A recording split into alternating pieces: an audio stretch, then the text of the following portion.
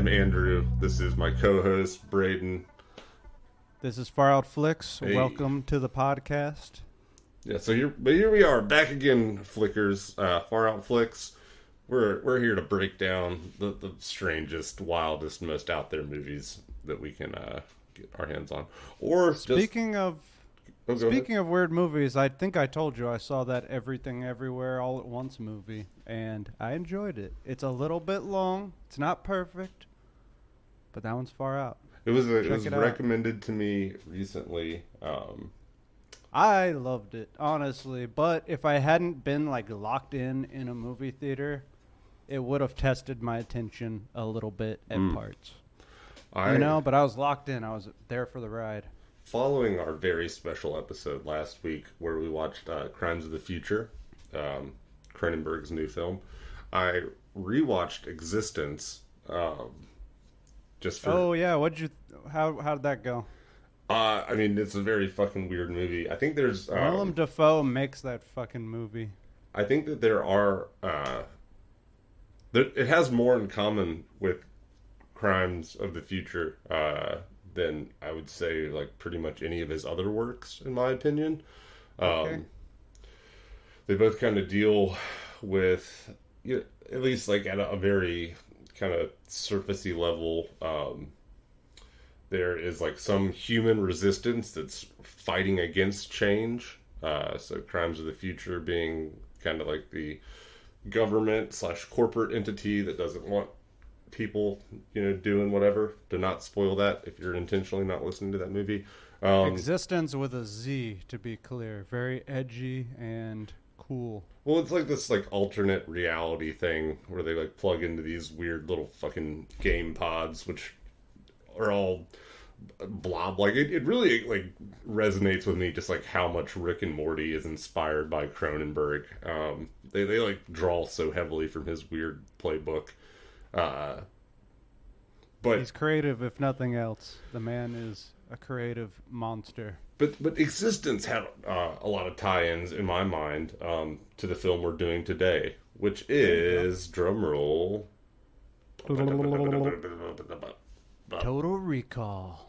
Total Recall, the 1991 most badass movie ever. Not the not the dog shit 2012 one with Colin Farrell. No, I just pretend that one doesn't exist, to be totally honest. Yeah, this is the OG.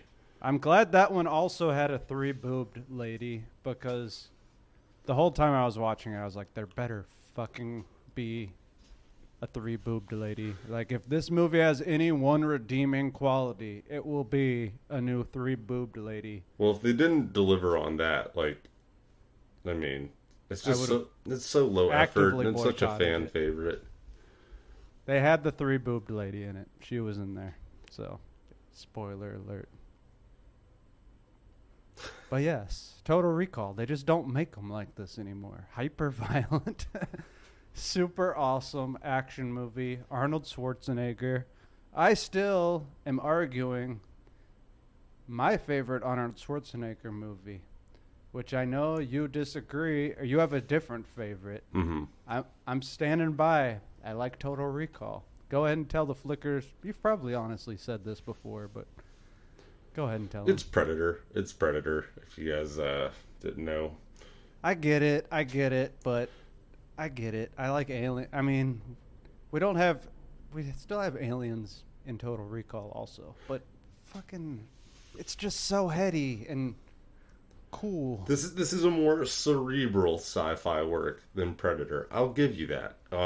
And I love this film, and I want to totally jerk it off throughout this whole movie. But yeah. I just love Predator so much because it's got Arnold, it's got Jesse Ventura, so double governor action. It's got that's a lot of governors. It's a lot of governors. It's got Carl Weathers in it. I mean, what? I get it. And that's a fun one. And wasn't Jean-Claude Van Damme, is he in it, or was he going to be? He was supposed to be in it, but he didn't like the suit. I get it. Or some shit like that. It's hard to do kung fu in the fucking suit. I get it. That's his thing. That'd be a fun one to do. We should do that movie. That's JCVD's thing, is kung fu. Is it kung fu? Is that his martial arts I don't style? know. I think Don't I was quote just me making on that that. up. That's- I don't think he does kung fu. He does totally some kind of honest. martial arts. I did watch a movie with he and Dennis Rodman in it recently. Whoa, that's an odd couple. It was Hanging a lot out of fun. with Kim Jong-un. I don't remember the name of it offhand, but it was a lot of fun. I didn't pay that much attention because it was just like a background noise 90s action film for me. That sounds like some background noise if I ever heard it. But Total Recall, I mean, just the levels of hyper-violence and profanity in this movie alone make it glorious. The movie's Double Team. I looked it up. Just wanted to. Oh, there you go. Double Figured team. we're doing a That movie sounds podcast. awful. I should get the name. It's not. It's got an 11% on Rotten Tomatoes. So, anyways, Total Recall. Getting into it. So many people get shot in the face in this movie, which, like, I don't know. I don't know what it is about, like, post-2000, but you don't get enough of that now. And I think maybe all the shootings didn't help. I mean, All you the still mass get some shootings. pretty extreme violence in film, but what we don't have is the 80s blockbuster action film like Heroes, which, ultimately is what Arnold's kind of most known for, other than being a governor. But again, I think it might be a genre that is even on the decline, possibly. I I think- mean, really, it's Marvel might be the next big action blockbuster. dude, they've already done it, right? They have. That's already been for 20 years, I guess, honestly. Dude, at it's this been point. going on a long time, and they've made a lot of money, but, they retired the original Avengers, and it had to happen, but I just don't know if I want to sign up for another superhero decade-long odyssey or whatever. I mean, Show me something for fucking me, new. there will Anything never new. be another Wolverine. Hugh Jackman was Wolverine He was. for me. The Avengers care less, but I just don't see them replacing Hugh Jackman as Wolverine. It's just not going to happen. I'm just saying I would like to see Hollywood and Disney, with all its financial might, back some different shit. Do something new. Like, you know how many Batman movies I've seen? This isn't Disney, obviously Warner Brothers, but I'm just saying, like, let's just do something new. Let's do some weird, crazy movies that have nothing to do with, comic book IP that's been absolutely just robbed. It's been mined. They've mined the comic book universe to its fucking core. People keep kind of pointing out there are no original ideas. Even the most popular, even the new IPs like Stranger Things are essentially still hitting that nostalgia button, Dude, Stranger Things mashes the nostalgia button near nonstop. And I love exactly, Stranger and Things. that would be considered a new IP, and like even the new IPs are doing it and that's on top of like all the fucking reboots we get, Mm-hmm. Cronenberg's using the same fucking title for his new film. He's out of title ideas. Oh my god! In the last episode, I made a reference to how Cronenberg probably goes home and fucks lamps, and that everything, everywhere, all at once, someone fucks a lamp. Somebody fucks a lamp. Someone also gets beaten to death with a bloody dildo. Spoiler alert. Just check it out. It's Took some fun. Neds from Clockwork Orange, did they? Yep. It's fun. Take your family. It's a fun family film. Anyways, fun family film that we're talking about today. Total Recall. Break us in. Tell us a little bit about. Give us some of the juicy deets that you like to share at the start. Here's the juice. Here's The the juice. juice. And a crossover to last week's episode. Fucking apparently David Cronenberg was originally signed on to make Total Recall. He wrote 12 fucking drafts of the script. Before we get to that, it's based off Philip K. Dick, story, We Can Remember It For You Wholesale from 1966, which we've talked about Philip K. Dick a lot on this podcast. It's another crossover. Like Blade Runner is another one from him. Do Androids Dream of Electric Sheep is what that's based off of. He's kind of like the granddaddy of science fiction, At least in the, if not the granddaddy of science fiction, he's the granddaddy of like philosophical science fiction that's like, what is the nature of reality?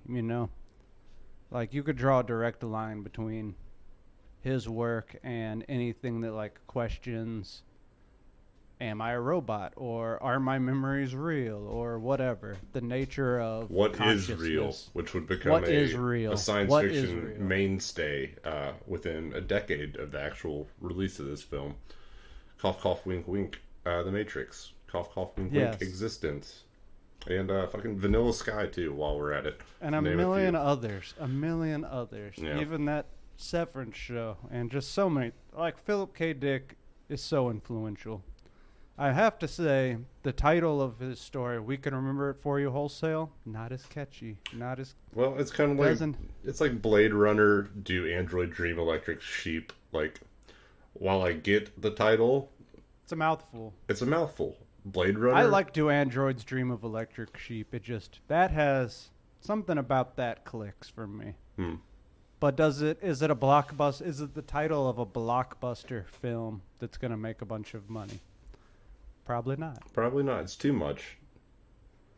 Exactly. But yeah, so David Cronenberg obviously had a fascination with this story. Wanted to write a screenplay about it.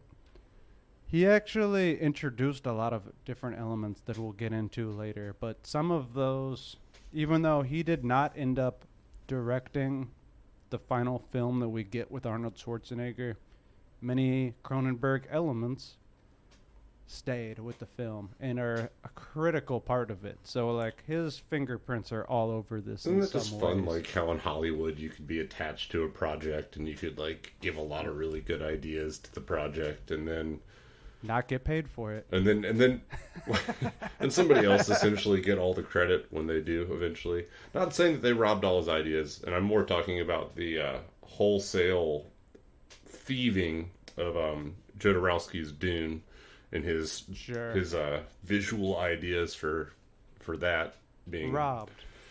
They robbed him. Oh, scattered all across sci-fi history. Yep, exactly. Well, I mean, it was some epic stuff, and those people keep coming up again and again, Mobius and all that. But yeah, so the Cronenberg, he hired on this guy, Ron Miller. They had all this cool concept art, which, did you check out the concept art? It's fucking dope. I did check it out. I do want to bring up... It kind of looks like the concept art of like Jodorowsky's Dune. Like it's epic in scale. I did want to bring up a note on the purchase of the rights of We Can Remember It For You Wholesale. It was purchased by Ronald Shusett and Dan O'Bannon. Those two names might sound familiar to you if you listen to our Alien episode. They would go on 5 years later to make Alien, which is one of, if not the greatest science fiction horror film of all time. Certainly a notable mention. Yeah, which also borrowed heavily from Dune.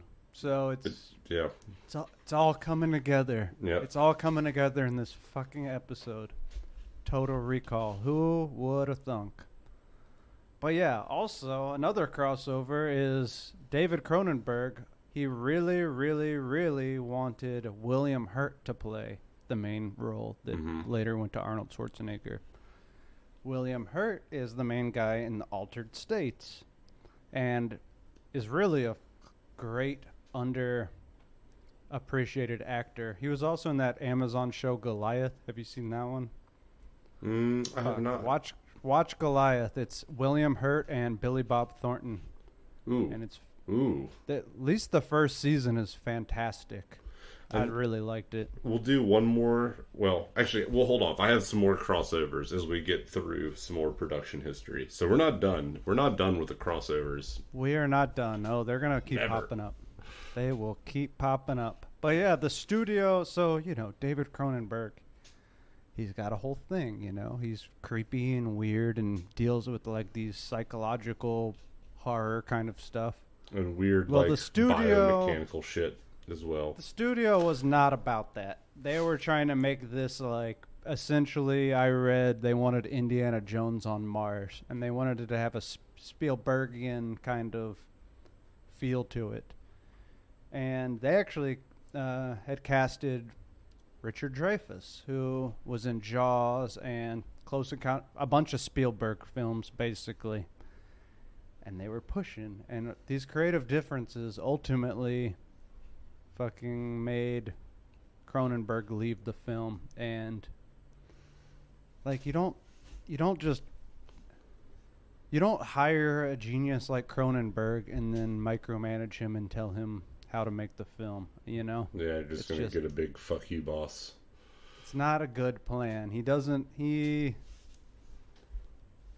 a vision. He has his own vision. Later on, they tried to bring him back, and they were like, please, you can make whatever movie you want. He said, fuck you. No, I'm not doing it. That's the move, right? Like, if your old boss asks you if you want your job back and you're, like, not desperately in need of work, you say no.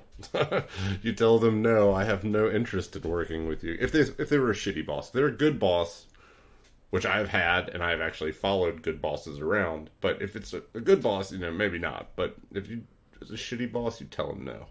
Well, if it was toxic before, that's very unlikely to change no matter what they promise you.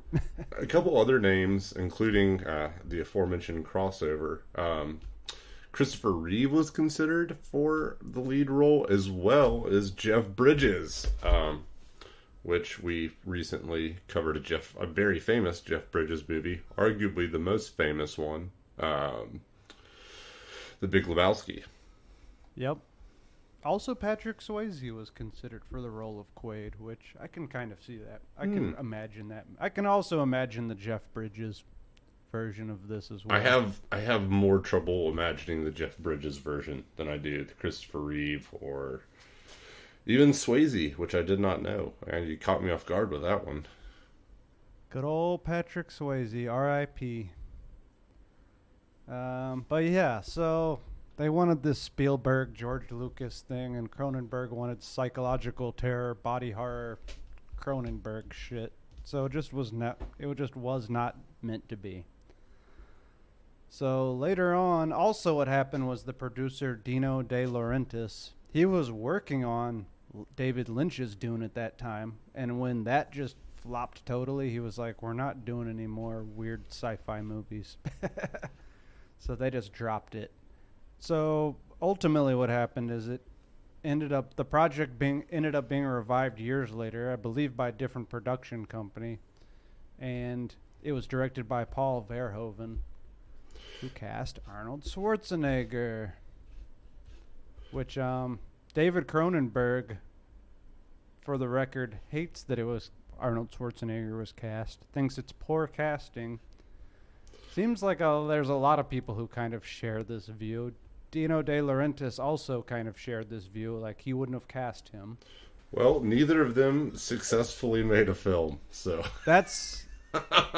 You make a very valid point. It's like, sometimes those concessions... It's just easy to be a Monday morning quarterback, Right. When I guess they both played on the field, but they both, they had nothing to do with it long term. I guess Cronenberg did, but he contributed some ideas, but the leadership wasn't there to know when to make, or they just were not willing to make those concessions. It was just going to be really expensive.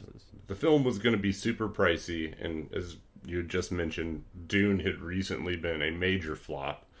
And for reference, Dune is a very fat novel, right? Like, it's not a one afternoon kind of read. There's a lot of stuff there. We Can Remember It For You Wholesale is like a novella. It's like a 33-page ordeal or whatever, Right. It's a short story, essentially. Yeah. So, And it doesn't have pages upon pages about ecology and conservation and all these other. But I guess my point being is like, studio concerns of like, extruding a short story into this grand sci-fi, production that's going to be profitable, coming off the tail end of what was considered at the time like probably the best modern sci-fi work, being a complete blockbuster flop. It's just like the studios are a little jumpy, a little quick to pull the plug. I get it. And I mean, yeah. Even though arguably the studios are the ones who fucked it up, and if they had just let David Lynch have his way, maybe it would have been the masterpiece that was promised. Now I'm talking about Dune. Oh, then yes, that was specifically Dune. Yeah, for sure. Like David Lynch disowned that film because he basically said they interfered so much he couldn't even make the film he wanted to make, which probably is what was going to happen with Cronenberg, and then they would have probably blamed him. Fucking studios, man. I do kind of pair Lynch and Cronenberg together in my head somewhat. Just because they both made some really weird sexual and violent That's fair. works across their... I mean, they made some real far out stuff, man. I would say one main distinction I would make is Cronenberg is like uber serious, whereas David Lynch is a little like sillier. I would agree 100% with that statement. But yeah, so eventually we got the Total Recall that we're talking about today, the 1991 with Arnold. And fuck, I must say, I'm an Arnold Schwarzenegger fan. I listened to a podcast about him and his life, and he was an interview with him, and like that man is just an inspiration. He's a cool motherfucker who lived a very, very, very full life. Yeah, he was already a multimillionaire before he even started acting. Yep. And like all this other shit. He's also Mr. Universe. I mean, he's just super shredded. That guy's out of control. A little bit about Arnold. Arnold had a huge hand in getting this film into existence. He actually convinced managing members of Carol Co. Pictures, who would be the studio that eventually made this film, to purchase the rights for $3 million. That's a good move. Yes, and he had like a very heavy hand in the production, cast selection, set design. I mean, he was no slouch. Script revisions. He was like heavily involved in this because he wanted to make it be. He'd like first, I guess, like heard about it, saw the script when he was working on Predator, and just like that's what got him in, like. And Verhoeven had directed RoboCop, and originally they wanted Arnold to be RoboCop, which that doesn't even take that much of a stretch of the imagination at all. It would have been probably awesome to be. It probably would have made it more of a classic. I mean, RoboCop's a classic, but I think what made RoboCop, like, shot RoboCop in the foot is that, like, it is absolutely a film made for adults, but then, like, the studios tried to push, like, toy lines and shit for it. Like, I had RoboCop toys as a kid, and then I watched... Hyper-violent. I watched RoboCop with my mom, who had no idea and, like, didn't check the rating on the VHS thing, and immediately had it shut off, because I was, like, 8 years old, and it is... Right. pretty much out the gate, extremely violent. Man, yeah. No, that one's a good one. I could have seen Arnold playing that role. Mm-hmm. But yeah, so he wanted to work with Verhoeven, and Total Recall ended up being it. And, that doesn't surprise me that Schwarzenegger played such a hand in the creative aspects of this. Like, he seems, if you're not familiar with him, he might just come off as like a meathead who just gives awesome one-liners. But like, the man is fucking highly, highly intelligent, obviously. Again, he was a governor. Good taste. He was a governor. Yeah, that means nothing, though. There's plenty of politicians who are fucking morons. They all knew how to climb the ladder well enough to get there, though. That's valid. That's valid. They greased the right poles, you might say. Yep. They grease those poles with self-warming grease. Yes. All right, so shall we get into what the fuck this movie's about? Because Yeah. it is a mind fuck a little bit if you've never seen it. Again, we're about to spoil the movie now, the plot of it, which go watch this movie again, but I think it holds up brilliantly. Having just rewatched it this week, and I rewatch this movie every few years. I fucking love this movie. I think we both talked about it. We both saw it a bunch as kids. Like, I had it on VHS. You said you had it on VHS. It actually ruined a childhood friendship of yours, I believe. It did. I will, we'll get to that. Yeah. 3 boobed chick. Yeah, we'll get to her. That's clearly was my favorite part as a child. Yeah, same. And some of the first boobs I ever saw. So when I saw a normal pair of 2, I was like, what is this shit? All the excitement was already I feel gone. cheated. The magic was already gone, man. This is only 66% of what I got in Total Recall. What's happening? Yep. Doesn't seem like a very good buy. But yeah, in this film, you get Douglas Quaid, who's Arnold. He's married to this Sharon Stone, who plays Laurie, and this is the film. This was a massive blockbuster success, by the way. And at the time, it was one of the most expensive films that had ever been made, I believe, and basically catapulted her into stardom. Arnold Schwarzenegger, he was already a fucking massive star, but it definitely helped cement his legacy. And again, I think it's his best film. They live in the future where some people live on Mars. There's like it's the fucking future that Elon Musk wants. Sadly, Domes on basically, they Mars. live in this world where there's people living on Mars, but they're just like essentially a mining economy where they're mining this rare metal called turbinium. And like, I know he never says this. He always says, oh, I want to make humanity a multiplanetary species. The first people going to Mars are going to become an enslaved race of miners. Yeah, it's like once you get there, you can't really quit your job anymore, you know? Like They will be miners, I guarantee you. And he has already said there's no way home. You're not coming back. It's going to be in a mining economy. He only wants to go there so he can mine these rare metals for SpaceX and Tesla. I can clearly see. I mean, it's where also this just is like going. a good insurance policy to get off the one planet we currently belong on, you know? In case we get hit by like a That's world-ending fair. That's asteroid fair. or whatever. That is fair. That's what he says.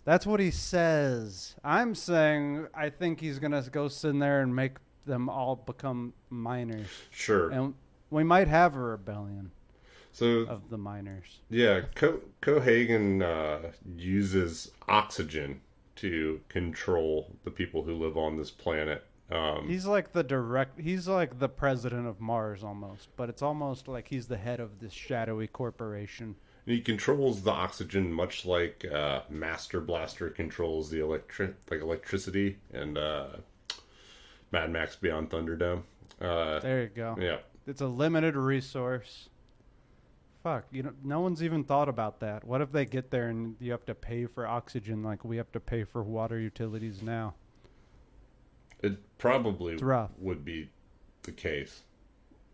Probably would be the case. But Or yeah, there'll be like acceptable oxygen standards, but if you want really pure air, you have to pay extra. give me some of that pure air. Yeah. We don't cycle this air from the sewage lines. This is the cleanest, Right. purest air Mars has to offer. Dude, they'll be like you're just eating gruel every day. There's like no fucking proteins that aren't brought with you or grown. Right. No, I don't want to go Yeah, to say Mars. goodbye to To be one of the filet first people who mignon. goes to Mars, that's gonna fucking suck. Are you kidding me? It is, but you also have the chance of, like, maybe you're smart enough and you can get your family established. So 10 generations from now, your That's family are fair. like the Vanderbilts of Mars or whatever. Pioneer status. Indeed. That's like the perk of being a pioneer. Dude, I can't even, I don't even have delayed gratification abilities to like think 10 years from now, much less like my grandkids. They're fucked. Yeah, they're on their own. They're on their own. Yep. I had to suffer. They're going to have to suffer. It's fair. Probably make them better long term, better people. But yeah, Douglas Quaid. That's Arnold. Quaid. Just remember that name. The name in the book was, short story was Quail, but they had to deviate away from using Quail because of then very unpopular Vice President Dan Quayle. Interesting. If you guys don't know who Dan Quayle is, he is, and this is a big statement, but he's probably got like the biggest collection of dumb quotes out of any living politician. That's a big statement. I don't want to alienate any groups. I don't believe in politics, but Dan Quayle just said some stuff where it's like, that's really, really, really dumb. Especially for, an Ivy League dude who has made it to rank a vice president. So was he just not good at talking, or was he of a low intellectual capacity, or possibly both?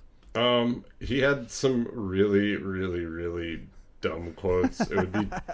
I feel like we have to read a few now, but because surely there's some funny ones. We are ready for any unforeseen event that may or may not occur. Let's see. That sounds convincing. No, there's much better. Mars is essentially, and this is a fitting one, all right? Oh, very fitting. Mars is essentially in the same orbit. Mars is somewhat the same distance from the sun, which is very important. We have seen pictures where there are canals, we believe, and water. If there is water, that means there is oxygen. If oxygen, that means we can breathe. Wow. A lot of speculation there. Yep. That's not what you want from the vice president. Oh, here's another one, another space-related one from him. For NASA, space is still a high priority. Oh, wow. No shit. Yeah. He sounds fun. He sounds He is. fun. He is. Like, compared to what we deal with now, it's very light and near jovial political figure of yesteryear. I yearn for a time when... So anyways, that's why we get fun. Quaid, though, to put some distance between them and the perceived vice president, or poorly perceived vice president of the time. That's a nice little nugget. Yeah, you're welcome. But yeah, he wakes up. So Quaid, like the beginning of the movie, is a dream. He's with this babe on Mars. He slips, he falls, he cracks his face helmet, his breathing apparatus. And then something really awesome happens, which is some of the cool practical effects. This was the last big, huge budget movie that to use almost entirely nothing but practical effects, which we rant and rave about practical effects on this show. Love them. And this film has some of the best I've ever seen. Like, just in pure terms of budget and quality, they're amazing. But yeah, his face, apparently what happens if your helmet breaks on Mars is your face explodes. Your head just bloats out and your eyes shoot out of their sockets and your head explodes. You just swell up like a balloon. As a child, I was trying to figure out the physics of how that happens and why. Like, is that what happens? Is it a vacuum? I still don't. I wish I had the answers to some of these questions. Maybe someone can write in firelflixpodcast@gmail.com. Tell us what happens if your helmet explodes on Mars. Yeah, we're Something not tells me sciencers. that it... We need you to sciencer for us. Yeah, I need someone to science this up. Sciencer damn near killed her. Sorry. But yeah, so then he wakes up. It's a dream. He's with his sexy wife, Sharon Stone. Yeah. Who's a babe. Laurie Quaid is the character's name. On the TV, there's news coverage of the war on Mars because there's a revolution happening of the miners and just the common people. against Cohagen, who's the corrupt leader of Mars. And we find out later there's mutants on Mars. Mars is pretty fucking cool. It's pretty far out on Mars, but the living conditions aren't great. Yeah, as cool as physical deformities. One guy has a giant vagina on his head, and one chick has 3 boobs, so... The 3 boobs one. All right. That's fun. The weird opening that's what mutations on are. face Freaking... is not what I want, though. No, but I'll go to Mars for 3 boob chicks. If that's what Elon's promising, that's a different story. Yeah, now we're on board. And there's these ads everywhere for this company called Recall, where essentially, how would you describe Recall? They implant memories into you. Correct. So, why bother going on a vacation when you could just have the perfect vacation implanted in your brain, and it's better than having lived it yourself. For some people, this might be really great. Like, if your whole life you've wanted to have sex with a Jessica Alba Catwoman. Oh, I'm down. And not superhero Catwoman, like physically has ears and a tail growing out of her. Like the movie Cats. Yeah, but the butthole version. With buttholes, the butthole edition. I guess Recall could satisfy that for you, and But yeah, he goes, and then the doctor, of course, he's trying to upsell him immediately, like, oh, well, what about this thing called the ego trip where you can, like, live, you don't have to be yourself. You can be another character, like a secret agent. And Arnold's like, okay. Then he's like, and you can, at the end of the day, you're going to save the planet. You're going to get the girl. He gets to design his girl, his ideal woman. Brunette, athletic, and sleazy. And then he says, no, demure, which Yeah, I mean, I'm not going to fault him for his choices. And then like a 3D generated model appears on the screen that is the woman he has designed, which we'll get back to this later because it's kind of important, the woman that's designed. But yeah, when they start the procedure, it's a little bit like Eternal Sunshine of the Spotless Mind, kind of. I mean, that was clearly also a Philip K. Dick highly influenced by this kind of stuff. But yeah, the second they start doing this procedure on him, he has a schizoid embolism and freaks the fuck out and like starts trying to kill everyone.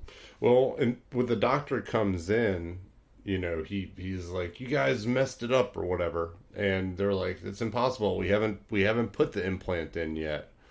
So what's happening? What's happening is the just act of being here awakening something in him, or did he actually get it and this is just part of it? That's how they mesh it into your reality. Or had he already had his memory, yeah, exactly. What the fuck's going on? Did he already have a chip implanted in him prior to this? Like, who is this guy? And they basically said, okay, erase all his memories of being here and get him the fuck out of here before someone sues us. Yep. Which is great. That feels very accurate. That feels very accurate. Immediately they just go into ass covering mode. They're like, he was never here. But yeah, they throw him in a taxi. Fucking immediate, like a weird robotic AI self-driving car. Which all of this is very prophetic. Like, Philip K. Dick was on some shit. Yeah, and I'm not just talking about the mass amounts of speed. He was also like tapped into something. It might have been the speed. It might have been the speed. It might have been the speed. But yeah, immediately when he gets out of the taxi, his coworker who tried to convince him not to do it fucking kidnaps him with some goons at gunpoint. Says, I told you not to do it, Quaid, blah, blah, blah. Well, fucking it's Arnold Schwarzenegger, and this is an Arnold Schwarzenegger movie, so he just immediately proceeds to fucking them all up easily because he's Arnold. And he uses his martial arts abilities a lot more in this film than in some of his prior films. Coming off of Commando, he wanted to explore more creative ways to take down the baddies. So he's choking people out, doing all sorts of fun stuff. Yeah. He immediately goes home, tells his wife, Lori, and she tries to convince him that he's going crazy. She's gaslighting him, if that's even a thing that really exists. It didn't exist in 1990 for sure. She fucking starts shooting at him, hits him in the balls. Of course, he gets her in a headlock. Not with a 'cause he's bullet. Arnold. She doesn't shoot him in the balls. No, she hits him in the balls. Yes, strike. With her fist. With her fist. Yeah. But yes. She basically confesses everything easily. She fucking gives it all up right away to save her own life. She does. That she's an agent playing his wife. It's her job to watch him. And all of his memories of their time together and his identity are implants put in by the government, basically. Mm-hmm. Of course, then she tries to have sex with him one more time, and then he just punches her in the face and knocks her out. She was, like, being sneaky. She had some other shit up her sleeve. She wasn't just going to give him a fuck and let him go. No, she was trying to distract him because she could see on the video camera more goons were coming. Yeah, and it's revealed when these other goons arrive that Richter, who is kind of one of our main antagonists, played by... The head goon. Yeah, played by Michael Ironside. It's revealed when he gets there that Lori is actually his gal, and that as part of her assignment, she's just been getting absolutely piped down by Mystery Universe. But yeah, they have a GPS tracker, so Arnold escapes, of course. They're tracking him with the GPS tracker. There is a scene. There's a bunch of awesome fight scenes. Let's just put that out there. Yeah. But there's a scene where he's going up an escalator and they all start shooting at him, and he just grabs an innocent civilian and just like fucking uses him as a human shield, and they just pump him full of bullets. And he doesn't even think twice about just sacrificing this poor bastard. It's one of my favorite parts. It's very honest. I mean, he is more important to the movie than this extra, and he knows it. You know. Yeah. Next thing we know, he basically goes to Mars. But yeah, when he gets to Mars, he's at this visa checkpoint, or he's not at this visa checkpoint. We see this woman credited only as Fat Woman in the credits. Fat Woman. So we will call her what they call her, the Fat Woman. But they're interviewing her, and they're like, "How long are you staying?" And she says 2 weeks. And they're saying, "What's the purpose of your visit?" And she's just like, 2 weeks. 2 weeks. 2 weeks. And then she starts seizing out. And fucking out. Her head comes off in like these. It's like the coolest. This is practical effects at its finest, like biggest budget. Her whole body kind of like separates and opens up like almost like a Men in Black thing, and Arnold Schwarzenegger's inside of her. It is just like a Men in Black thing. I was just thinking how to describe it, and that pretty much nails it perfectly. You know, like I don't know if they like copied that exact effect or why I'm thinking about that, but because they had they had like the human suits that the little aliens would pilot around. Yeah. So he's inside this Fat Woman costume, which is amazing. I love that technology. It opens up, and then, of course, people start shooting at him. So this is fun. This is when he goes to, like, the red light district of Mars, essentially, where all there's mutant prostitutes are. Let me tell you, that's my kind of bordello. You know, we've got mutants. We've got little people. We've got gambling. It's all the vices. It's like an old saloon, basically, but with a touch of Cronenberg splashed in. Exactly. There's a 3-boob chick, I think, and it's called Venusville, by the way. Yep. But yeah, guy with a weird vagina covering half of his face. I mean, is that what that looked like to you? That or just some other weird skin fold. Weird folds. Yeah. It's folds. But fun fact, that guy is played by Dean Norris. Oh. Who, throwback to our Lawnmower Man episode, he's the bad guy in Lawnmower, and he's Hank in Breaking Bad. So that guy's becoming a Far Out Flick regular. He is. Who would have thought? He is like unrecognizable in this. Because it's covered in prosthetics. Yeah, I mean, his face is a giant skin fold, basically. He asked for Melina, Melina is like a spicy Latina lady. Who do you like more, Melina or Lori? Lori for me. Really? Melina for me. I'm going Team Melina. Oh, Team Lori over here. I do like the name Melina, but it's mostly because it reminds me of Mortal Kombat. There you go. There you go. When he comes back, she's going to be his ally for the rest of the movie and partner. Mm-hmm. When he comes back down, the fucking cab driver, he's all over the 3 boob chick. He says, "Baby, you make me wish I had 3 hands." And she says, "You seem to be doing just fine with 2." Let's talk about this 3 boob lady for a second, because it's such an important part of the film for me personally. And my 10-year-old self when I saw this. And in reference earlier, it ended one of my early friendships because we were 10 years old. My friend was at my house. My parents really just may have neglected me, but they were letting me watch Total Recall. Showed it to him. His parents found out that he saw the 3-boobed chick. And he was no longer allowed to come to my house. So that was very tragic.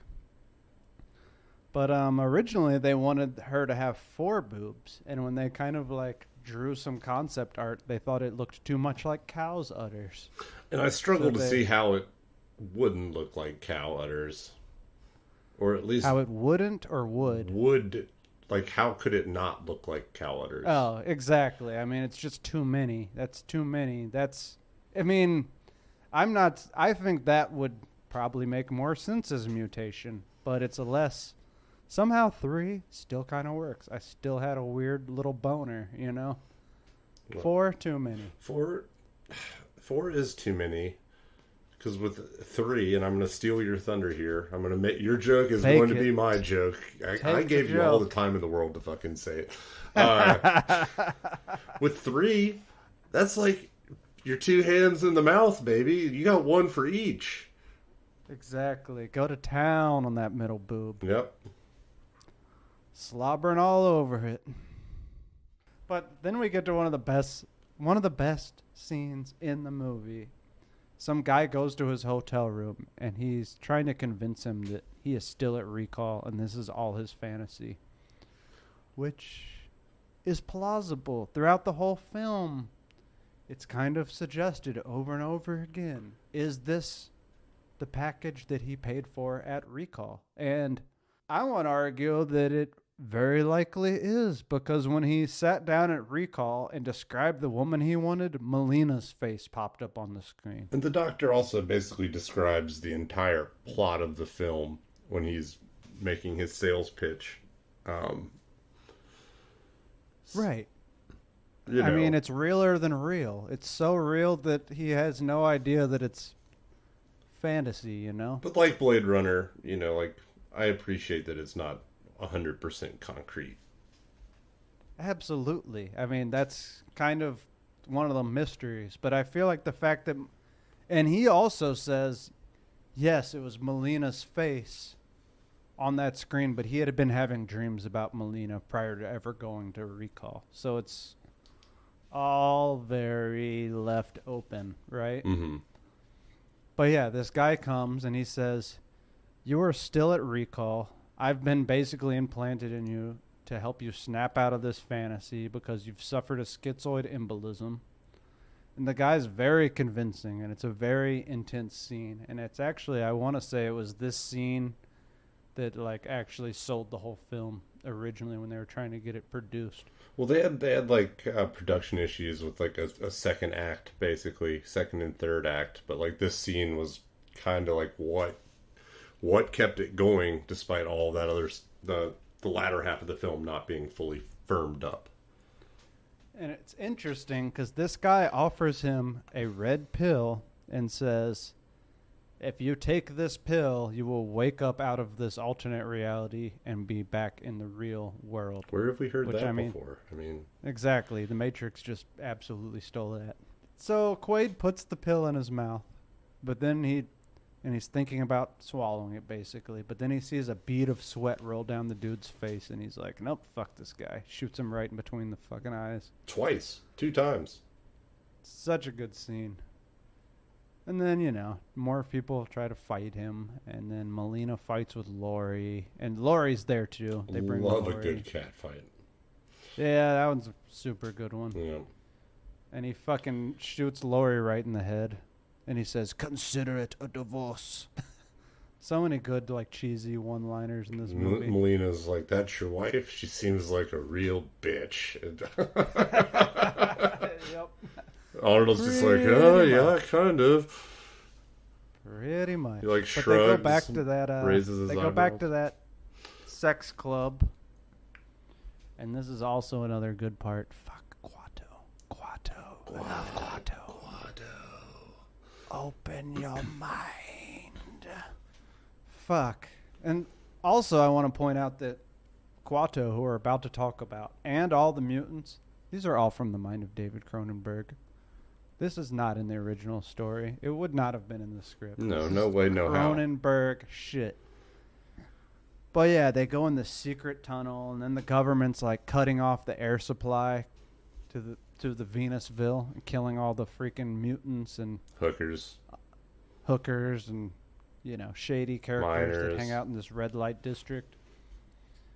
But he runs into this dude, and he's kind of like, "I'll take you to meet Quato." Blah blah blah. Fucking, they go in this room, and he fucking unbuttons his shirt, and Quato's like a little mutant baby living on this dude's chest. Kind of like one of those like stillborn fetuses that are attached to people, but this one's alive and it talks. It's alive, and when it's almost like he comes out of the chest a little bit, because like when he comes out, his like the body behind him just like kind of goes zombie mode or whatever. It's like, head cocked back. Quato is so beautiful. I'm just gonna say, it took 15 fucking puppeteers to control this chest puppet. But it is a mutant little baby, clearly a baby, clearly like an infant baby, with telepathic powers, because the mutants have started to develop telepathy, and fucking he says, "Hold my hand, and I'm going to remember everything that, they've deleted out of your brain."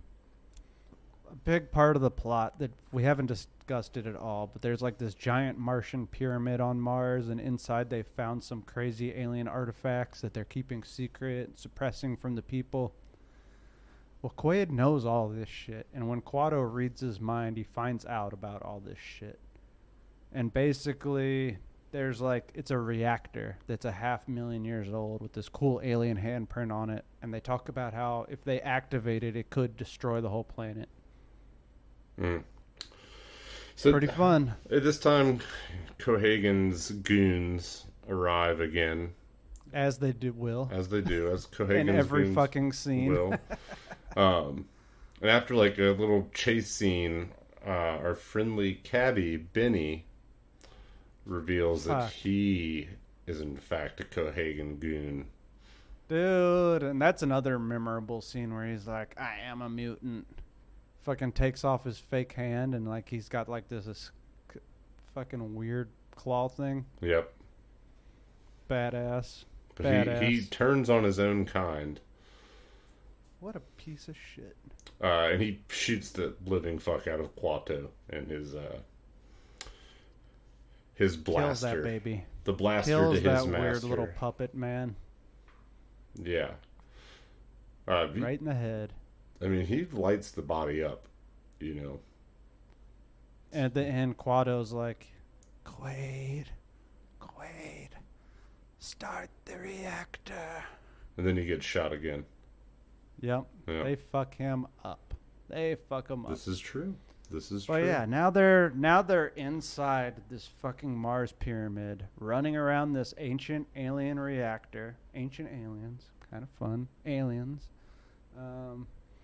And they know that if they activate this, it's going to melt all this ice and release all oxygen and create a new atmosphere for Mars. Big fucking fight scene. I love Richter's death. Do you remember how Richter dies?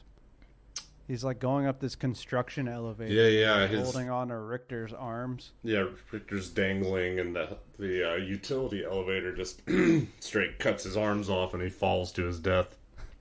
And then Arnold's just holding his two arms, and he's like, "See you at the party, Richter."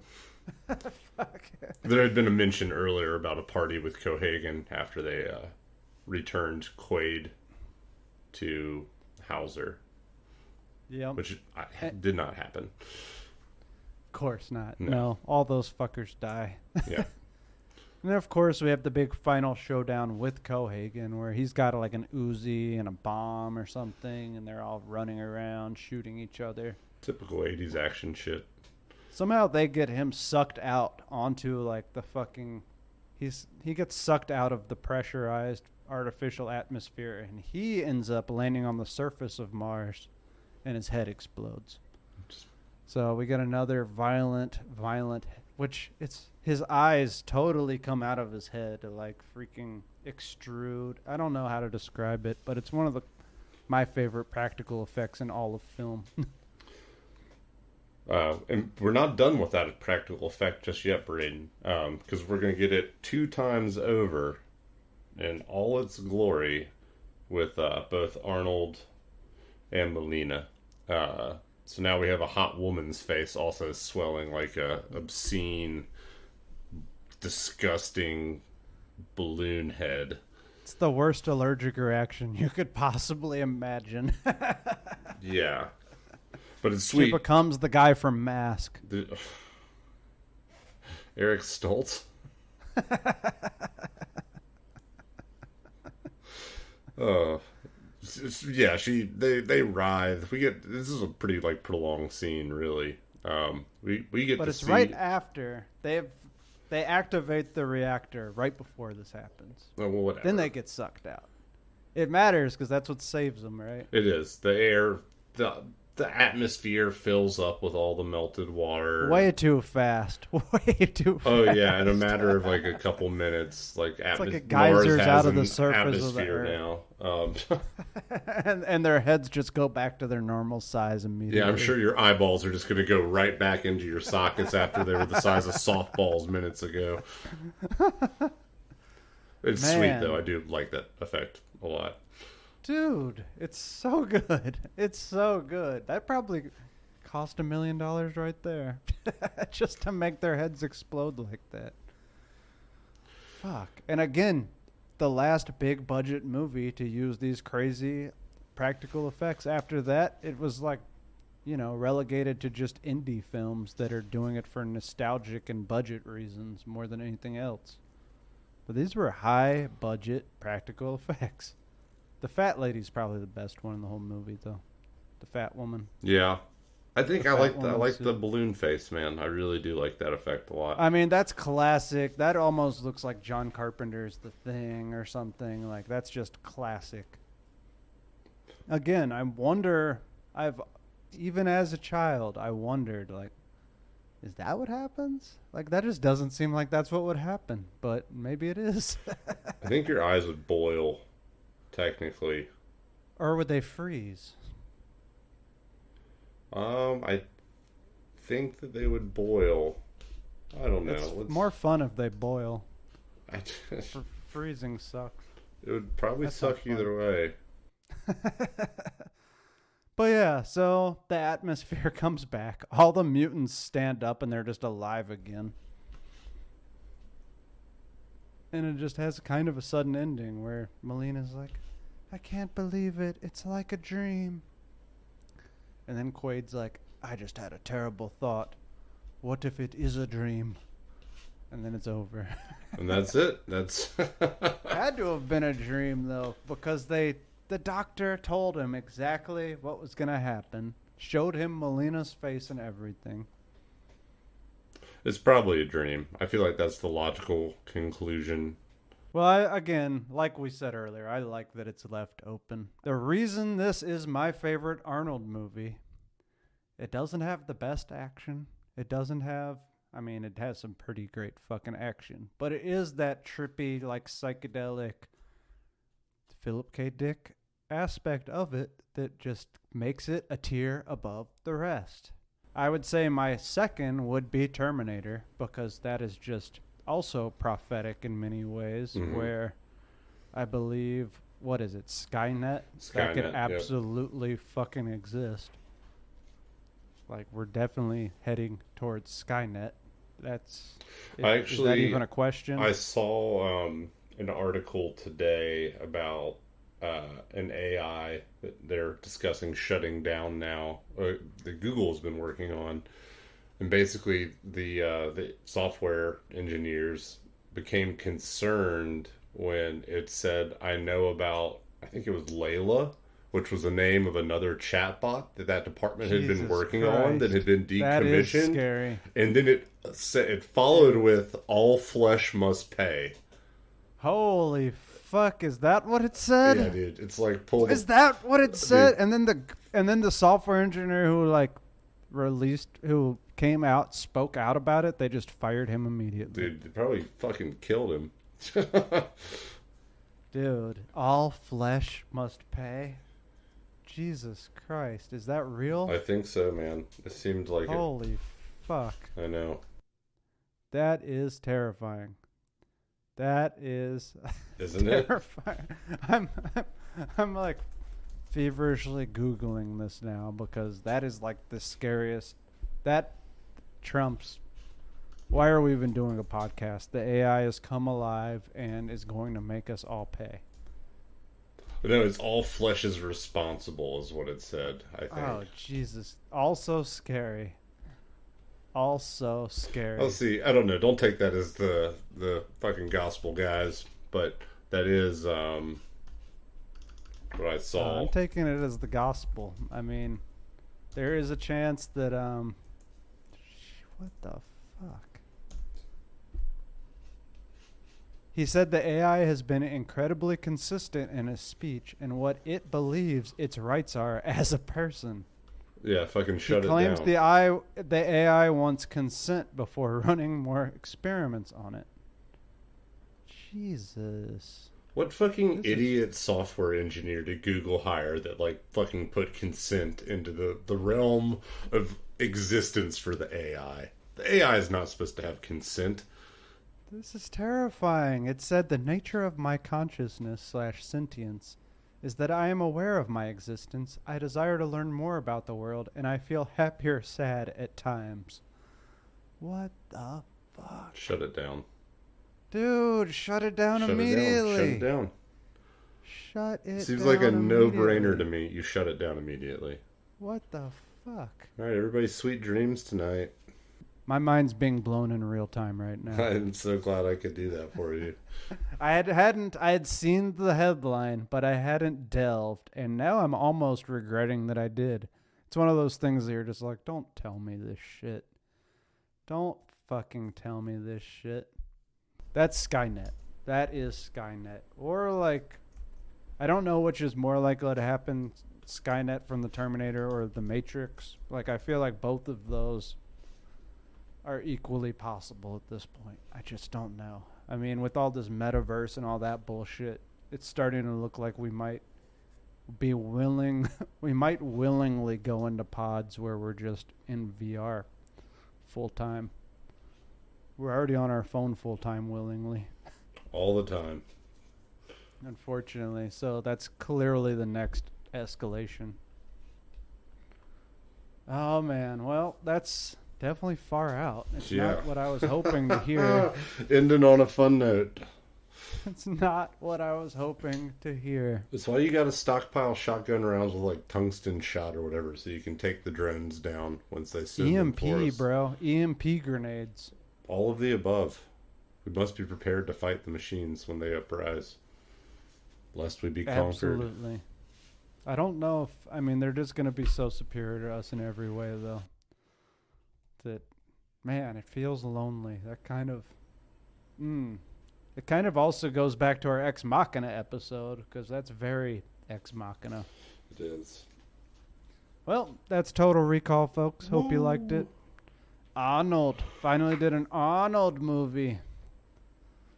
Maybe we'll hit Predator one of these days. That one's pretty far out, but I think It's just not that far out. I love this Predator. one is far out. This one is pretty again, fucking far out. cerebral, pretty mind-bending. Yeah. All of Philip K. Dick's stuff is. All of it is. Like, he's just a gold mine of weird. That guy was on another level. Well, he is dead. But Another one of his that I don't know we've ever talked about, A Scanner Darkly. That's a great fucking movie. we haven't. We've mentioned it in the podcast for sure. But yeah, I love Scanner Darkly. I love cell shading in general. Anyways, Flickers, man, we won't keep you any longer talking about what we're doing in the future. You'll know next week when it happens. Oh yeah, as always, like, subscribe, comment on Facebook, send us a message, create a meme about us, like our memes page, any of the above. We do have shout out to Caleb. He wants to do some fan art for the podcast, and I'm really excited about that. He's actually the first person to ever listen to the podcast, so The shout out OG, to Caleb. the OG. He is the OG. Hey, don't get jealous, Troy. Yeah, our super fan Troy. Still love Troy. Shout out to Caleb though, and Troy. How you doing, Troy? Miss you, buddy. Yeah. Oh, we got All Shadow Band. We should talk about that too, real fast. Fucking, we got sucked. I don't know what to tell you, Yeah, people. Zuck the cuck fucked I just want to us in say the bucks. a very famous photo of Francis Ford Coppola with a gun to his head, but it was taken down by the sentient Facebook AI, and they essentially have labeled our page as harmful to society. I'm not shitting you. So we're waiting on that to come to an end. We're waiting on that to come to an end, if it ever does, and if it doesn't, fine. I didn't want to participate in that bullshit anyway. Fuck you, Mark Zuckerberg. Zuckerberg can fucking suck it. He can zuck it. He can zuck it. All right, that's all, folks. Thanks. That's all, Flickers. Yeah. Till next time.